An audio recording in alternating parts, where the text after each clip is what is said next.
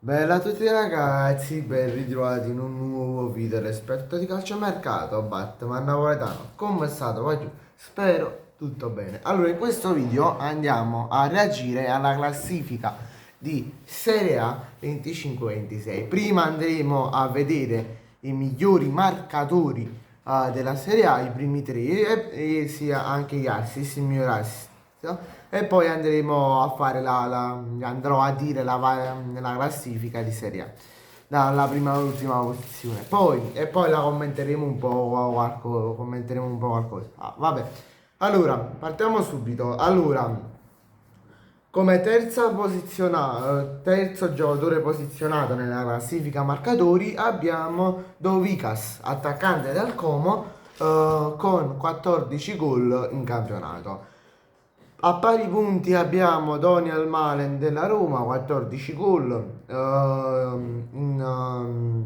da gennaio a maggio, tra l'altro, tra Europa e campionato ha segnato 18 gol tra Europa e campionato, no, per dire.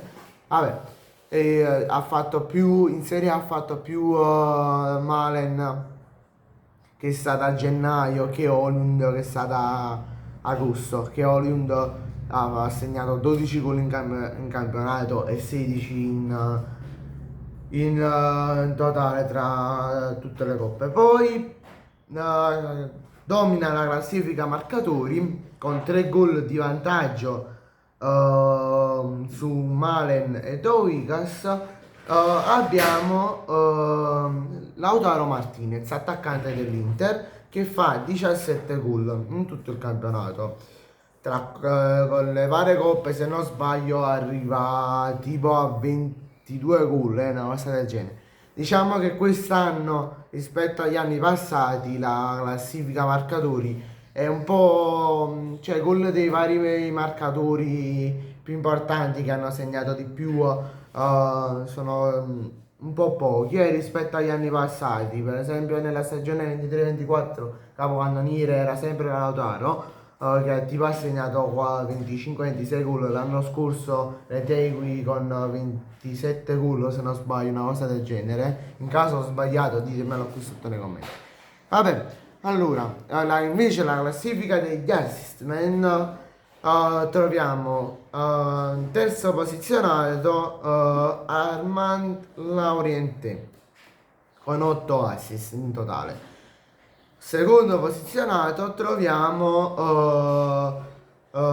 Jesus Rodriguez Carballo, sempre del Como, che ha fatto in totale 9 assist. Poi domina la classifica marcatori con 17 assist di vantaggio su Rodriguez e 18 su Laurentei. Troviamo Federico Di Marco che fa in totale 16 gol, ha fatto una marea di assist, ha fatto quasi ogni partita la media tipo di un assist a partita quasi. Vabbè, ha fatto molti assist. Poi andiamo a commentare la classifica di Serie A. Allora troviamo Pisa 20esimo, retrocesso 18 punti, Verona 21 punti, 19esimo, finalmente dopo tanti anni il Verona è retrocesso in Serie B. Ora non giocherà più di domenica, ma adesso è di sabato. E Cremonese con 34 punti, ultime 5 partite ne ha vinte solo 2. Retrocede la Cremonese, arrivando 18esimo in classifica. Si è salvato con 4 punti di distacco dalla 18esima, si è salvato il Lecce a 38 punti. Poi abbiamo Genoa 41 punti, 16esimo, e 15esimo abbiamo la Fiorentina che ha fatto una stagione proprio schifosa, soprattutto la prima parte di stagione, fino all'arrivo di Italiano che tipo è arrivato a metà novembre, una cosa del genere. Appena è arrivato Palladino, no, Italiano, mi sono confuso. appena arrivato Palladino la Fiorentina si è riassestata un poco. Poi troviamo il Cagliari 14esimo a un punto di distanza dalla Fiorentina, 43 punti. Poi troviamo Parma 13esimo con 45 punti, ultime 5 partite, 2 vinte, 3 perse. Poi troviamo Torino, metà classifica, ci sta Sassuolo che ci sorprende tutti con 11esima a 49 punti, ci sorprende tutti perché chi se lo aspettava tra le prime 10 in classifica, ce l'aspettavamo 14esimo, 15esimo, massimo 16esimo, però ci ha sorpreso. Udinese supera di un punto il Sassuolo, quindi decimo a 50 punti. Non alla Lazio che non riesce ad arrivare in Europa, essendo che non ha vinto la Coppa Italia, quindi la Lazio quest'anno sarà fuori dalle coppe europee. Poi 56, con 56 punti troviamo il Bologna, stesso discorso che vale per la Lazio, quest'anno senza trofei, doveva vincere perlomeno la Coppa Italia per avere un posto in in Europa League, scusate, però l'ha vinta l'Inter contro la Lazio. Settima con 59 punti troviamo l'Atalanta che fino all'anno scorso si giocava la Champions con Napoli e Inter. Quest'anno ce la ritroviamo in zona Conference League, Poi 10 punti in più all'Atalanta troviamo la Juventus,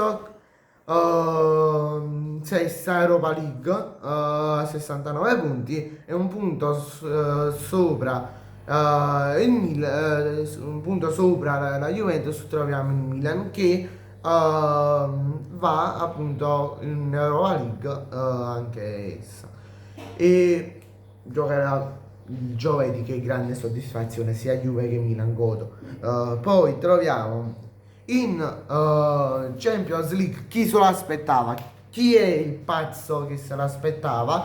Massimo noi ce l'aspettavamo in Europa League. Troviamo il Como, 71 punti, delle ultime 5 ne ha vinte 4 quasi tutte, una ne ha pareggiata. Poi terza Roma che su 5 partite nelle ultime 5 le ha vinte tutte. Grande soddisfazione anche per i tifosi della Roma che non vanno dal 2018, se non sbaglio, in Champions, o dal 2018 o dal 2019, non mi ricordo. Poi secondo Napoli con qualche rammarico, però dai, ci sta. Nelle ultime 5 partite 3 vinte, una persa e una pareggiata.